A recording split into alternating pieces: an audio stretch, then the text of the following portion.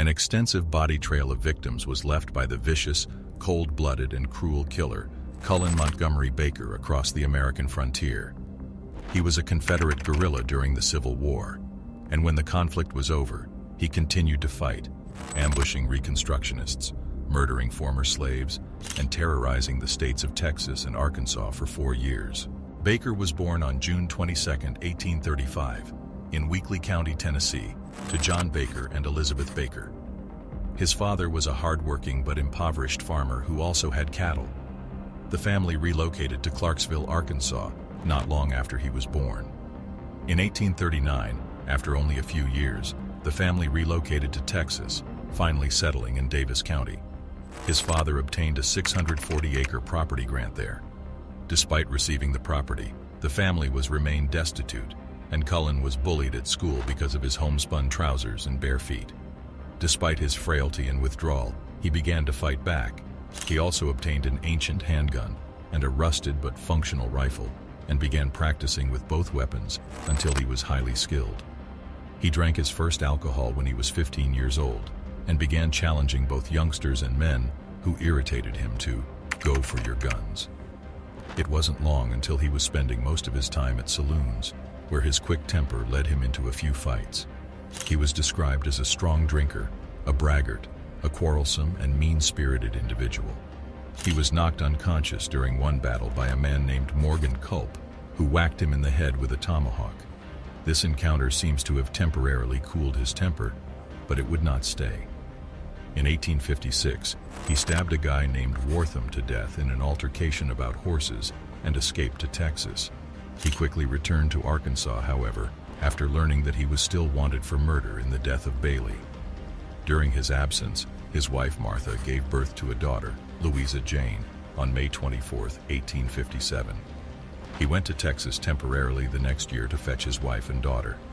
On July 2, 1860, his wife died, and Baker took their kid to Sulphur County, Texas, leaving her with his in-laws. He didn't see his daughter again.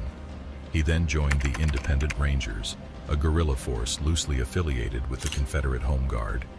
Their mission was to track down and apprehend Confederate Army deserters. Instead, they took advantage of the fact that the majority of the men were away at war and perpetrated crimes such as intimidation, rape, theft, and brutality. Any man with property was deemed an enemy and declared a Unionist. The depredations in certain locations got so severe that everyone who could fled. In November 1864, a small group of largely elderly men, women, and children decided to abandon the chaos and set out west with their teams and goods. They were overtaken by Cullen Baker and the Independent Rangers when they crossed the Saline River in the Ouachita Mountains. Baker and his men allegedly thought their attempt to flee was unpatriotic, but in actuality, they needed little justification to harass them. Baker pulled his pistol and shot and killed the leader of the settler company when they refused to return. He then told the rest of the group that if they agreed to return to their homes, he would not kill anyone else. However, once the surviving settlers returned to Baker's side of the river, he promptly led his rangers in shooting and killing 9 additional men, as well as seizing any valuables.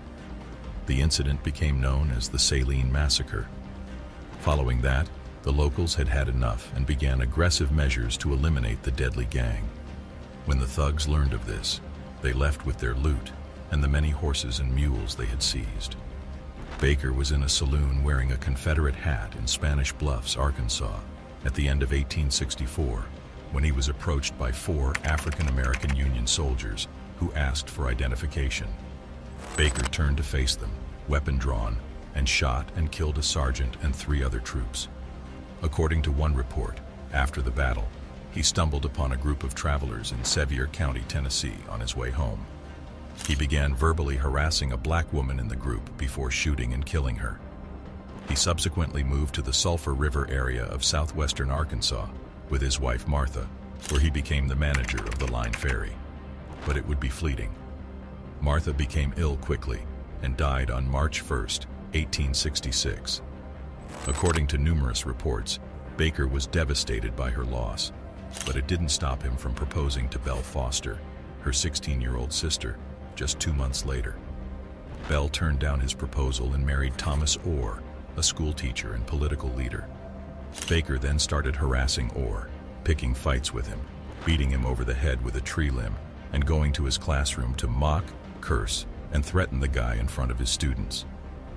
Reconstruction had begun in Arkansas and Texas by this time, and Baker despised the idea. He and another criminal called Lee Rames formed a group in the Sulphur River bottoms near Bright Star, Arkansas. The gang was claimed to have killed at least 30 persons while committing robbery and murder, many of whom were outnumbered, ambushed, or shot in the back. Baker and his group also went to Texas, where he assassinated John Sammons, who had earlier assassinated a gang member, Seth Rames, the brother of gang member Lee Rames. He also killed Reconstruction Officer W.G. Kirkman and a guy named George W. Barron, who had previously been a member of a posse chasing him. The gang's outlaw spree continued in Queen City, Texas, and Texarkana, Arkansas. On June 1, 1867, he returned to Cass County, where he went into the Rowden General Store, bought some products, and then left without paying. The proprietor, John Rowden, then rode up to Baker's house with a shotgun and demanded money. Baker promised to return and compensate him, but on June 5th, he murdered Rowden instead. Baker then escaped back into Arkansas, where he was accosted by a Union sergeant who recognized him as he boarded a ferry. He murdered the Union officer, but a private escaped and reported the murder. Following this, Baker was fiercely followed by Union forces. On July 25, 1867, he got into a fight with a group of Union soldiers at New Boston, Texas, which swiftly turned violent. Baker was hit in the arm during the ensuing gunfight, but he killed Army Private Albert E. Titus. As a result, a $1,000 reward was offered for his capture, dead or alive. He next traveled to Bright Star, Arkansas in December 1867, where he linked up with 5 men who were organizing a raid on the plantation of Howell Smith, who had lately recruited numerous freed blacks. One of Smith's daughters was stabbed, another was clubbed, and a black man was shot and died during the incident. But Smith resisted, and a gunfight occurred, injuring several raiders, including Baker, who was hit in the leg.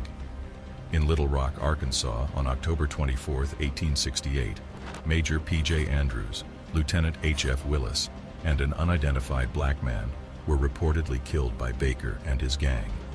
Sheriff Standell was hurt in the assault. At this point, Lee Rames, Baker's co-leader, had started to question Baker's ability to lead and thought that his actions would bring about the demise of the entire gang. After Rames defied Baker, who eventually capitulated, the gang dispersed in December 1868. Except for Dummy Kirby, every member supported Rames. In January 1869, he and Kirby traveled to Bloomburg, Texas, to Baker's in-laws' home. On January 6, 1869, Cullen Baker and Dummy Kirby would pass away there. It's unclear how they were slain exactly. According to one story, his father-in-law's acquaintances poisoned the men with strychnine by putting it in a bottle of whiskey and some food. Their bodies were then pierced by gunshots. According to a different version, Thomas Orr, with whom Baker had a long-standing dispute, led a small group of men who attacked Baker and Kirby at the Foster residence and shot and killed them. The soldiers were executed, and their bodies were hauled through Bloomburg before being transported to the U.S. Army outpost close to Jefferson, where they were displayed in front of the public. Some of the prize money offered for Baker was reportedly collected by Thomas Orr. Baker was laid to rest in Jefferson, Texas's Oakwood Cemetery. His grave plaque features the Confederate cavalry outfit, even though he deserted from Morgan's squadron. After that, he was romanticized by some for defending Southern honor. However, his track record demonstrates that he was a vicious killer who, regardless of their allegiances, killed everyone who incensed him. According to authorities and historians alike, he is regarded as one of the most brutal killers to have ever lived. His death toll is estimated to be between 50 and 60. What do you think of the video? Let us know in the comments below. If you enjoyed this video, be sure to give it a like and hit that subscribe button before you go. Thanks for watching.